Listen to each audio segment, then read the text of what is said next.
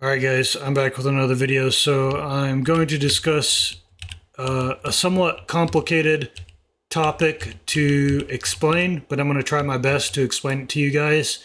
It is something that a lot of people struggle to wrap their heads around. I'm going to try to clear that up in this. I'm going to start off with explaining how retargeting works, first of all. So whenever you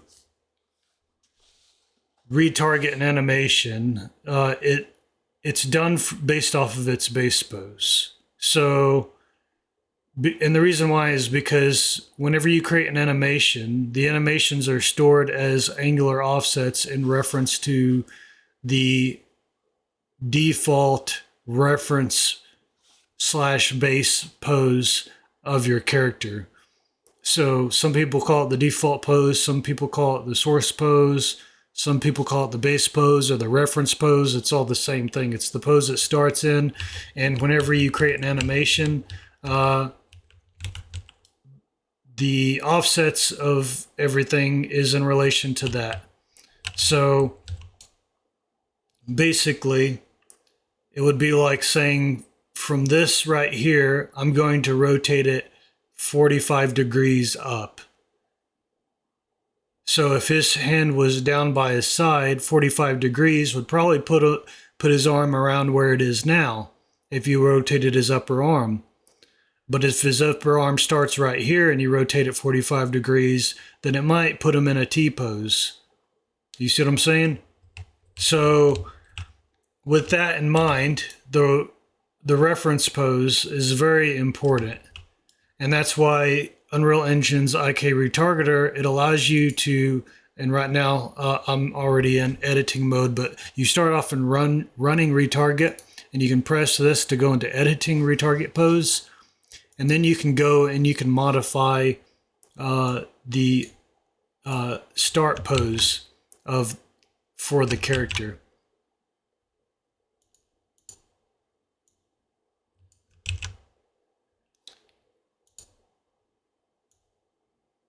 So, yeah.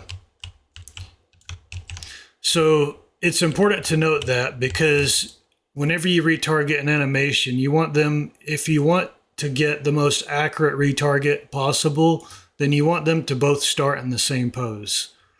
So what I normally do is I normally come in here and I'll normally go to this and auto align selected in children, and that aligns the source with the target. That way, whenever we translate those animations from the source to the target, the translation will be more accurate because the source is in the exact pose or exact starting position as the target. If it's not, then your hands will end up in totally different places with totally different orientations. So your arm might be pointing up here instead of right here. You see what I'm saying? That's why you want the poses to match. So if the poses match and everything, if you did everything right, then you'll end up with both of the characters in basically the same exact pose. Now, that's where anatomy comes in. So this is the common misconception, the thing that most people don't think about, consider, or appreciate, I guess. But basically,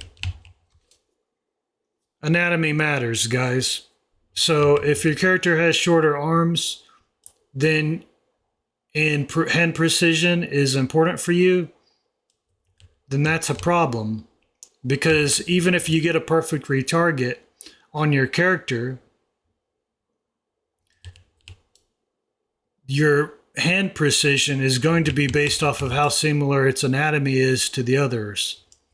So if your arms on your character are shorter than the arms on the one you're retargeting from, then your hands are not going to end up in the same place on the rifle, for example. And the reason why is because it has no knowledge of the rifle. When you're retargeting it, the only thing it's concerned about are the bones. So it translates these bone by bone. It does not take into consideration the overall picture. It doesn't consider the offset of the left hand from the right hand. It doesn't consider that. It only translates the rotation on a per bone basis. And what that ends up coming out to is it ends up coming out to both of these characters in basically the same pose. This hand is exactly where the other hand is. The only difference is that this one has shorter arms. So because it has shorter arms and the rifle is big, the rifle didn't scale down with it. If it scaled down with it, then it wouldn't be a problem. But the rifle doesn't scale down because in reality, you can't shrink a rifle. It's made of metal and it's not going to shrink. So your hand ends up being in a different spot in relation to the weapon when he's holding the weapon, because the weapon is too big for this character to be in that pose and still have the hands in the same exact place. What does that mean? It doesn't mean that you can't have him hold the rifle. It means that he needs to hold the rifle differently with different angles, which means that you're going to have to modify this animation and you're going to have to reposition his hands so that he holds it correctly. That's the thing that a lot of people don't understand. A lot of people think that there's some kind of one-click solution for solving a problem like this. There is not a one-click solution for solving a problem like this. How do you solve a problem like this? You modify the animation. That's the thing that people don't like. That's the thing that people don't want. They don't want to modify the animation. They just want to retarget it, and magically, a shorter character with shorter arms just happens to be holding it perfectly. It's not going to work. It doesn't work like that, guys. Anatomy is the enemy. It's not going to let you do that. You're going to have to modify the animation. That's basically what this video was about, because a lot of people, they don't understand how retargeting works, and they don't understand that anatomy is important. If your character has a shorter forearm and a shorter upper arm, then your hand is going to end up in a different place in relation to the weapon whenever he's holding it. As you can see here, there's probably about 4, 5, maybe 6 inches of difference between these two arms. And so his hand is nowhere near the same place that the other hand is. And yet both hands are in the same exact, or at the same exact rotations. Both have been rotated exactly the same, and the weapon is connected to the same bone with a 0 offset on each and the same rotation on each. That basically covers it, guys. I don't know what else to tell you in terms of that. That's just how it is. Anatomy is the enemy. You're not going to be able to get away with it. You're going to have to modify these animations. If your character's anatomies are similar enough, then you could use the IK.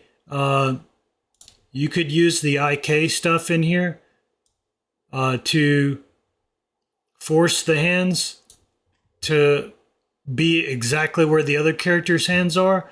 But remember, if you have a short character and you're forcing this character's hand to be where that character's hand is, then, I mean, if you can imagine, this character has short arms.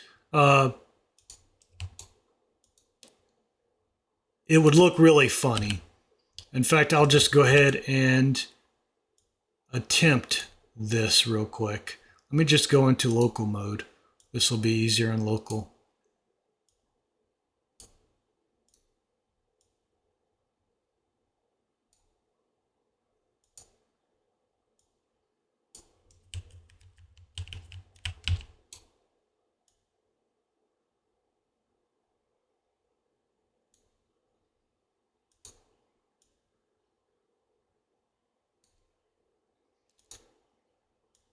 So it would be much easier to do this with an actual IK solver, but because it just automatically solves these rotations for you so that they end up in the same place.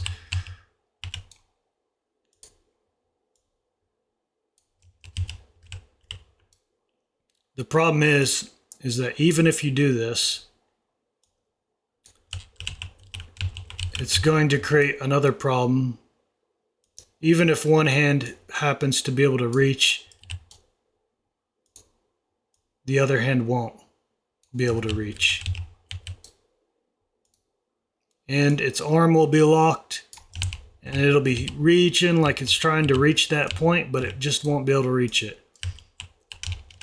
So if I hide this, let me just hide that, then you end up in this,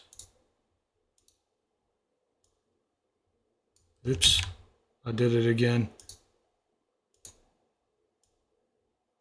You end up in this weird situation where she's holding the weapon like this. And that's basically what you would get right here if you used the IK solver to force the hands to be where the other hands were. You'd end up with stuff like this. So I just wanted to show you that because those are a lot of common mistakes that people make. A lot of people think, well, I'll just use the IK solver and I'll force his hands to be where the other hands of the other character are. And then you end up with something like this and you're like, oh, well, that won't work.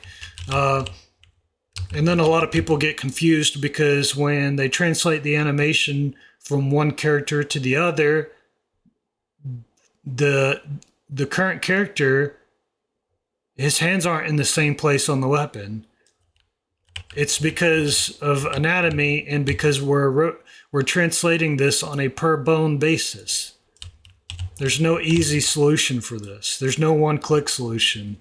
And I just wanted to try to get that across to people with this video.